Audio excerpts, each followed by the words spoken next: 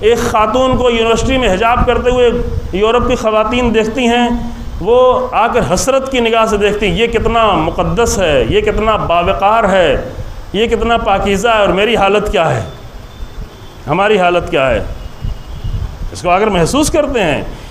اور یہ جہاد ہے، میں نے پچھلے سال عرض کیا تھا یہاں پہ اور دوسری جگہوں پر کہ یہ ایک جہاد ہے۔ جہاد صرف تلوار سے نہیں ہوا کرتا۔ اگر ایک جوان اسلامی طرز زندگی کے ساتھ باہر نکلا ہے، کالج یونیورسٹی گیا ہے، تو یہ جہاد کر رہا ہے۔ کیوں؟ اس لیے کہ اسلام کا طرز زندگی بتا رہا ہے۔ ایک خاتون اگر اس طریقے سے نکلی ہے تو جہاد کر رہی ہے، اور یہ جہاد کسی کو پریشان کرنے کے لیے نہیں ہے، بلکہ لوگوں کو نجات دینے کے لیے۔ یہ نجات کا راستہ ہے، یہ در حقیقت نجات کے لیے ہے۔ بس آخری بات عرض کرتا ہوں کہ سخت جنگ میں انسان ہارتا ہے تو احساس شکست کرتا ہے، انتقام کی کوشش کرتا ہے، اسلحے اکٹھا کرتا ہے، دوبارہ اپنے آپ کو قوی کرتا ہے، کوششیں کرتا ہے کہ ابھی ہم ہار چکے ہیں، دوبارہ جیتنے کی کوشش کی جائے گی۔ لیکن نرم جنگ میں اور سافٹ وار میں ہمارے جوان ہار کر فخر محسوس کرتے ہیں، ہار جاتے ہیں اور ہار کر فخر بھی محسوس کرتے ہیں۔ یورپین کلچر اپنا لیتے ہیں اور اپنا کر فخر محسوس کرتے ہیں۔ اسلامی کلچر کو چھوڑ کر، قرآنی کلچر کو چھوڑ کر، اہل بیت کے کلچر کو چھوڑ کر، انبیاء کے کلچر کو چھوڑ کر، پاکیزگی کے کلچر کو چھوڑ کر، اور کامیابی کے کلچر کو چھوڑ کر، یہ غلط ذہن میں ہے کہ یورپ سے جو کچھ آئے وہ سب کامیابی کی چیزیں ہیں۔ ہاں، یورپ سے علم آئے وہ کامیابی کی چیزیں بولیں، چونکہ یورپ کو علم ایک زمانے میں ہم نے دیا تھا، آج لیں، مشکل نہیں ہے۔ سینکڑوں سال تک عالم اسلام نے یورپ کو علم دیا، اور پھر انہوں نے اسلام سے علم لینے کے بعد سازشیں کر کر کے عالم اسلام کو پست و ذلیل و رسوا کیا۔ تو آج ہم مجبور ہیں علم لینے کے لیے، لیں، کوئی مشکل نہیں ہے، لیکن علم لیں، طریقہ زندگی نہیں لیں۔ علم لیں، کلچر نہیں لیں، علم لیں، سوچ نہیں لیں۔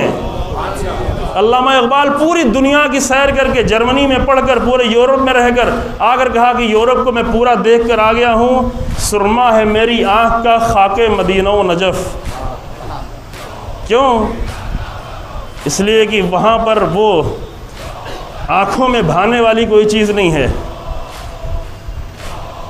انسان کے لائق چیز نہیں ہے۔ علم ہے، ٹھیک ہے، علم میراث کسی کی نہیں ہوتی، علم کسی انسان کی میراث نہیں ہوتی، البتہ وہ پوری کوشش کرتے ہیں کہ علم پر پابندیاں لگائیں، علم جانے نہ دیں، جس کو علم دیں اس کو اپنا غلام بنا کے رکھیں۔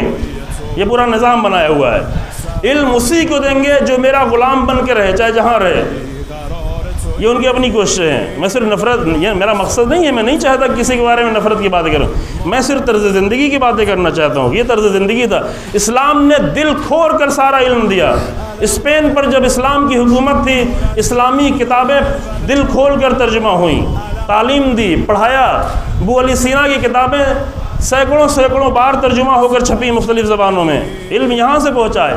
ابن رشد کی کتابیں، دیگر اسلامی اسکالرز کی کتابیں، جہاں یورپ کی دنیا خود ویلڈورانٹ اعتراف کرتا ہے کہ جب 1000 سال تک ہم جہالت کی تاریکی میں گم تھے اور کوئی علم کی بات نہیں کہی جا سکتی تھی، عقل کی بات نہیں کہی جا سکتی تھی، اگر علم کی بات کی جاتی تو اس کو جلایا جا رہا تھا، مارا جا رہا تھا۔ سزائیں ہیں، یہ مڈل ایجز کی سزائیں ہیں۔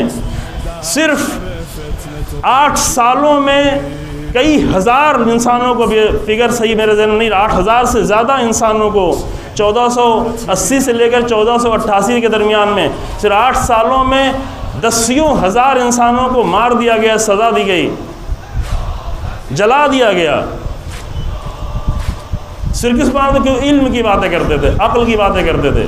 یہ یورپ کا حال تھا۔ اسلام نے جا کر انہیں علم سکھایا، علم دیا، لیکن اب جب علم لینے کی باری آئی تو صرف اسے علم دیتے ہیں جو میرا غلام بن کے رہے، میری کمپنی کے نوکر بن کے رہے، میری سوچ رکھے، میری فکر رکھے، غلام بن جائے۔ اس حد تک بن جائے کہ کلچرل طور پر شکست کھانے کے بعد فخر بھی کر رہا ہوں، دیکھو میں یورپ سے آیا ہوں، میں امریکہ سے آیا ہوں، میرا انداز امریکن ہے، میرا سوچ امریکن ہے، میرا طریقہ امریکن ہے۔ یہ شکست کھائے ہوئے لوگ ہیں اور شکست کھا کر فخر کر رہے ہیں۔ نگاهی کن که جان ما را بخری، نگاهی کن که جان ما را خری صدامان کن که ما را تا خود ببری. تو آغازی تو پایان این سفری، تو آغازی این سفری، این سفرهای غریبانه در هوای سحر فرداست.